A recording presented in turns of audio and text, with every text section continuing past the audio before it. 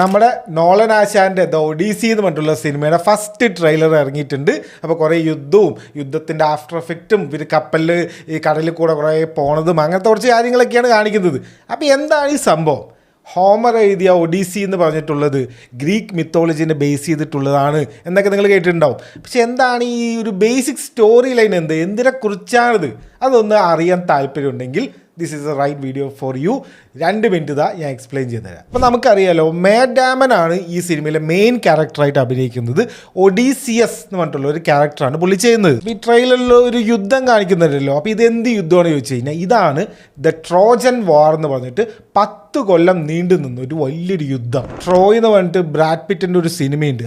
Basically ആ cinema ഈ ഒരു യുദ്ധത്തിനെ കുറിച്ചുള്ളതാണ്. ഗ്രീക്കുകാരും ട്രോയ് എന്ന് പറഞ്ഞിട്ടുള്ള ഒരു സ്ഥലത്തെ ആൾക്കാരും കൂടിയിട്ടാണ് ഈ ഒരു യുദ്ധം നടക്കുന്നത്. എന്തിനാണ് ഈ യുദ്ധം നടക്കുന്നത് ചോദിച്ചു കഴിഞ്ഞാൽ അതാണ് കോമഡി. ഒന്നുമില്ല, ട്രോയിലെ ഒരു ചെറിയ രാജാവുണ്ട്, പാരിസ് എന്ന് പറഞ്ഞിട്ട് പേരുള്ള.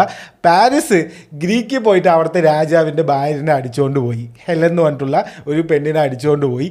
അത് കാരണമാണ് ഈ ഒരു മൊത്തം യുദ്ധം നടക്കുന്നത്. ഈ ഗ്രീക്കുകാരെന്ന് പറഞ്ഞാൽ വലിയ മിലിറ്ററിയൊക്കെ ഉള്ള ആൾക്കാരാണ്. അപ്പോൾ ഇവരിപ്പം തോൽപ്പിക്കാമെന്ന് പറഞ്ഞിട്ടാണ് ഇങ്ങോട്ട് വരുന്നത്. പക്ഷേ ട്രോയ് എന്ന് പറഞ്ഞിട്ടുള്ള ആ ഒരു നഗരത്തിൻ്റെ അടുത്തേക്ക് കടക്കാൻ പറ്റില്ല. അത്രയും ഫോർട്ടിഫൈഡ് ആയിരുന്നു ഈ ട്രോയ് എന്ന് പറഞ്ഞിട്ടുള്ള ആൾക്കാരും ആ ഒരു സിറ്റിയും. അവിടെയാണ് നമ്മുടെ ഒഡീസിയസിൻ്റെ ബുദ്ധി വരുന്നത്. അതായത് എങ്ങനെയും ജയിക്കാൻ പറ്റില്ല. അപ്പോൾ ഒരു അടവിറക്കാണ് ഇവർ. എന്ത് പറഞ്ഞെന്ന് വെച്ച് കഴിഞ്ഞാൽ, ഞങ്ങൾ യുദ്ധം നിർത്തി എന്ന് പറഞ്ഞിട്ട് ഞങ്ങൾ പോവാണ് എന്ന് പറഞ്ഞിട്ട് ഒരു ഗിഫ്റ്റ് കൊടുക്കുകയാണ്. ആ ഗിഫ്റ്റ് എന്താണെന്ന് വെച്ച് കഴിഞ്ഞാൽ, മരം കൊണ്ട് ഉണ്ടാക്കിയ ഒരു കുതിരയുടെ ഒരു പ്രതിമ പോലത്തെ ഒരു സംഭവം. ട്രോജൻ ഹോഴ്സ് എന്നൊക്കെ കേട്ടിട്ടില്ല?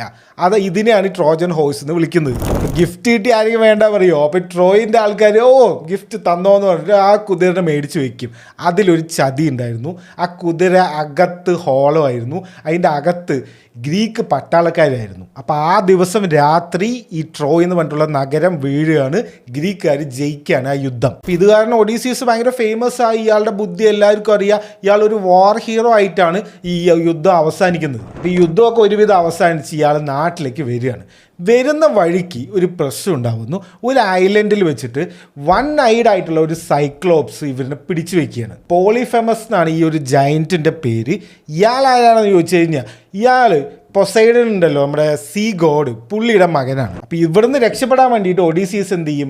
ആ ഒരു കണ്ണുള്ള ഈ ജയൻറ്റിൻ്റെ കണ്ണ് കുത്തിപ്പൊട്ടിക്കും. ഓഹോ, എൻ്റെ മകൻ്റെ കണ്ണ് നീ കുത്തിപ്പൊട്ടിക്കില്ലേ, എന്നാൽ നിന്നെ ഞാൻ ശപിക്കുന്നു എന്ന് പറഞ്ഞിട്ട് പൊസൈഡൻ ഒഡീസിയസിനെ ശപിക്കുകയാണ്. അങ്ങനെ കുറച്ച് ദിവസം കൊണ്ട് വീട്ടിലെത്തേണ്ട ഒഡീസിയസ് 10 കൊല്ലം എടുക്കുകയാണ് വീട്ടിലെത്താൻ.